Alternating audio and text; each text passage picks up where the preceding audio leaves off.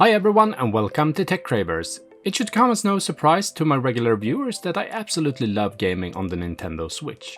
The Switch has some of the best exclusive games out there. However, one thing that I'm not a huge fan of is the Joy-Cons. They're quite small and honestly not the most comfortable for long gaming sessions. Because of that, I usually end up playing docked from my sofa.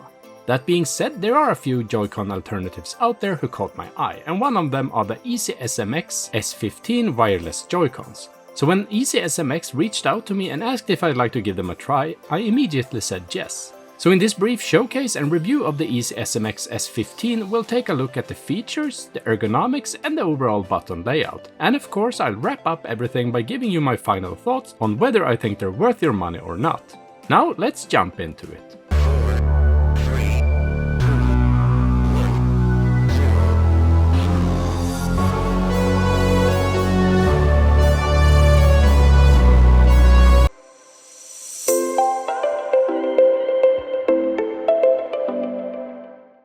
The unboxing experience of the EasySMX S15 isn't exactly premium. It's pretty typical for Chinese products like this, nothing fancy, but I suppose it gets the job done, and the package arrived here in one piece at least.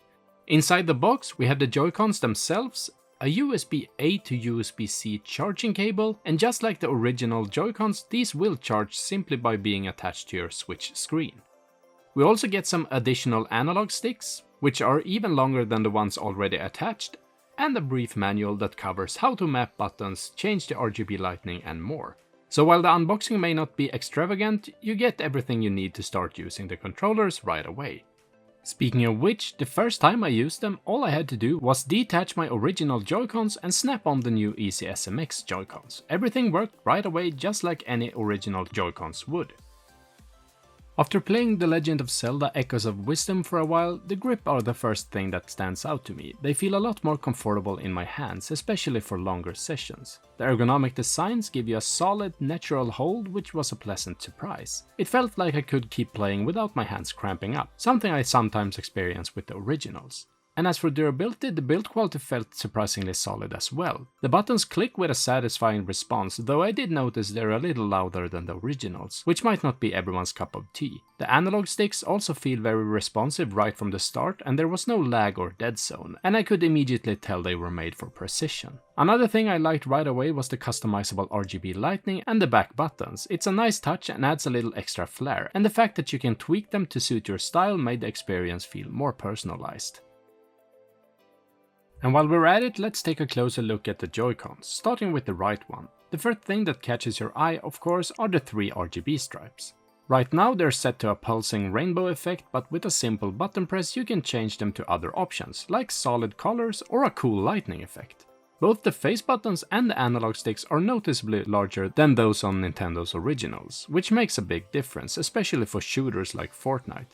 The bigger sticks really improve controls and accuracy, which is great for more intense gameplay.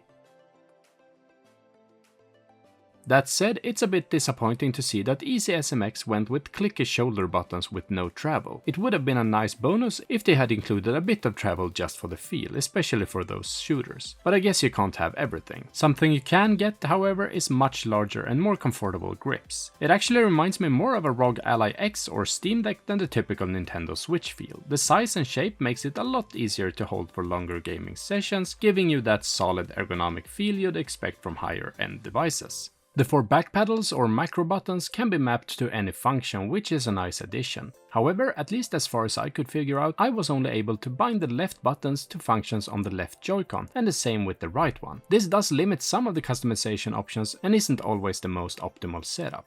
The left Joy-Con has a few tweaks as well. In addition to that much longer stick, it also features a regular D-pad instead of the 4 buttons found on the original. The D-pad does stick out quite a bit, which is something you'll probably either love or hate. Personally, I think it works just fine, and no matter what, it's definitely more comfortable to use than the button layout from the original. Just to wrap things up in terms of layout and feel, as I mentioned, this setup reminds me much more of a ROG Ally or something similar than a Nintendo Switch. In fact, the analog sticks are almost identical to those on a ROG Ally, so if you're familiar with how those feel, you know exactly what to expect from the EasySMX S15. Every game I've tested so far works perfectly with the EasySMX larger grips and more substantial controls.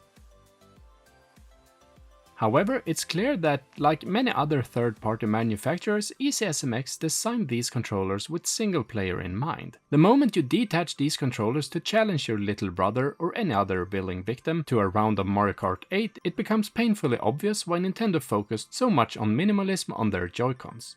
For one, it's almost impossible to hold a single Joy-Con comfortably when used horizontally. Plus, the experience is completely different depending on who gets the left Joy-Con with the D-pad.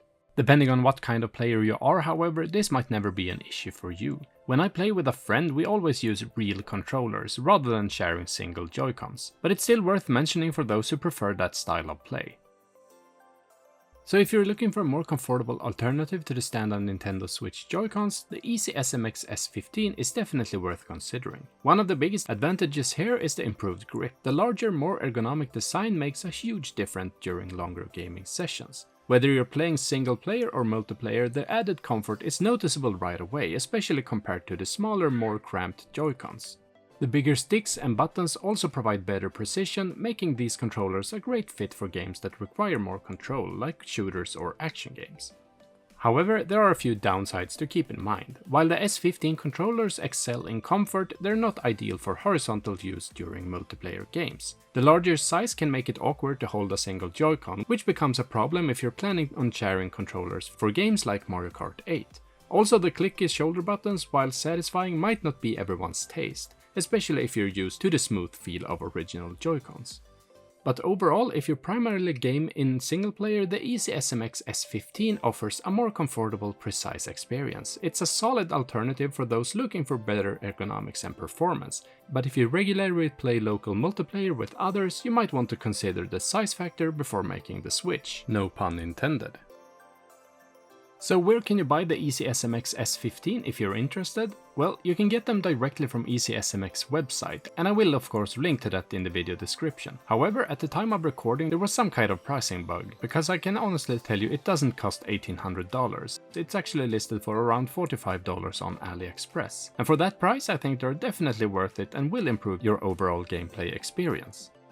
And that's it for this showcase and review of the EasySMX S15 Wireless Joy-Cons for the Nintendo Switch. I hope this helped you get a better idea of whether they're the right fit for your gaming setup. If you enjoyed the video, don't forget to give it a like and subscribe to my channel for more content like this in the future. I'll be testing out more accessories, gaming gear and tech, so make sure you stay tuned for more reviews and gaming tips. Thanks for watching, I'll catch you in the next one. Tech Cravers out.